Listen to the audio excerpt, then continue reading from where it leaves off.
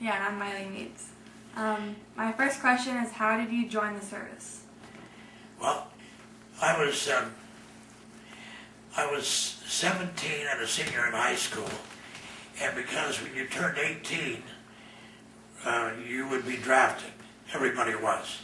We had I had classmates who were only sophomores who were 18, went to into the war and were killed before they would have ever graduated high school. So I enlisted. What made you want to enlist? Well, it was different than today's wars because during World War II, everybody went into the military. When you got out of high school, you went into the military to fight the war some way. If you didn't, you held a job that was essential to the defense industry or to farming to provide food or something of that nature. Otherwise, you went into some form of the military unless you were physically not able to. And what were you doing before the war? I was in high school, and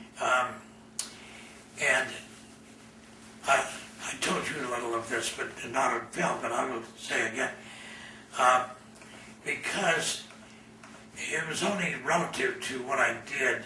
I was a merchant marine radio officer during World War II, but I was very young, so I had no training in electronics, no formal training. They didn't teach it in my school. If there was anyone who knew anything about it, they kept it a secret as far as I was concerned because I had no chance to learn. But I was very interested because I lived without electricity until I was 12. And this is 5 years later, I'm going to be leaving and becoming a radio officer on a 10,000-ton cargo ship. And in that 5 years, I had to learn everything I knew about electronics. And I learned it out of magazines, Popular Mechanics, and what have you. And I rented a little machine by mail order called an instructograph, which pulled a tape and ran dots and dashes and taught me the International Morse code. And I did that on my own. I remember my dad didn't think too much of it, but I think he realized the importance later because I had what I considered to be a pretty good job during the war in the radio room. Years later, when I took my kids to see a ship like I sailed, they said, so you're here in this radio room, nice and warm, Dad, while everybody else was out in the cold running the ship? And I said, no, some of the guys were down in the engine room and they were real warm. But at any rate, I was in high school and I had learned enough to qualify and get a commission as a radio officer on a merchant ship by the time I graduated. So when I graduated from high school, I got my diploma, and 3 days later I was on a ship headed for the South Pacific, where we were in the midst of the war. What were some of your most memorable events? Well, because it was toward the end of the war, I can't say it was the battles, although we came under fire and had to fire at the enemy while we were still in the Marianas.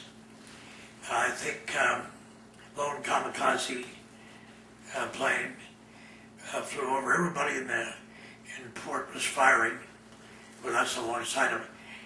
And every time the guns would go off, I was right next to the radio room was one of the anti-aircraft batteries. And when it would go off, it would just blow my headset right off my head. And I could never get used to it. That was, other than dodging the submarines, which we knew were out there, and we zigzagged constantly. We never sailed in a straight pattern.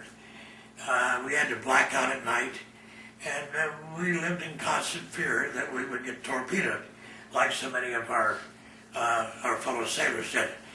But aside from those actions by the enemy, I would say the things that frightened you the most were the weather, because the storms were absolutely horrific at times. And I was in more than one typhoon, and there's no explaining how bad that is. I sat in the radio room and recorded 5 SOSs at one time coming from different ships. They were capsizing, they were men overboard, they were those kinds of things. And we couldn't do anything about it because we were hanging on for dear life ourselves. Okay, how did you feel about this event, and did it change you? About World War II? Yeah. Well, the attitude of Americans during World War II, I think, was, of course, I was a kid. I'd never been through a war before, and so I thought we always reacted this way. But I think there was more, I know there was more of a unified feeling. Everybody was in the war. Nobody was not affected by the war like they are today. It wasn't go to the mall as usual. You know, it was, you gathered scraps of rubber for salvage to be reused. For tires, you got no tires. You bought tires, you got synthetic rubber. You got, I think it was 3 gallons of gas a week with ration stamps. And you didn't go very far in a family car. It made a big impression on me. I was only 17, so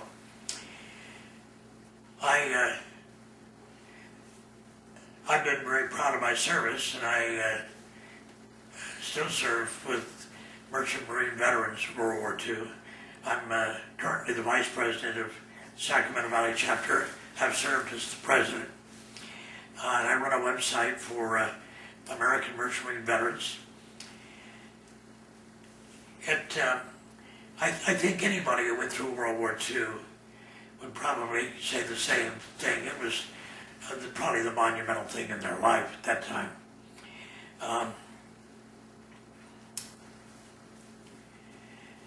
I think the feeling that everybody pulled together probably was the thing you remember the most when you step way back from it and look at it from a distance. Where were you when the war ended? When World War II ended, that is the battle with the Japanese, I was just getting back into San Francisco from my trip on the SS Gretna Victory. And we pulled into San Francisco on August 14th, 1945. That was my 18th birthday. Mm-hmm. And so it's easy for me to remember. It was also the end of World War II. Now, the war had ended with the Germans the previous June, I believe it was. I don't remember the exact date.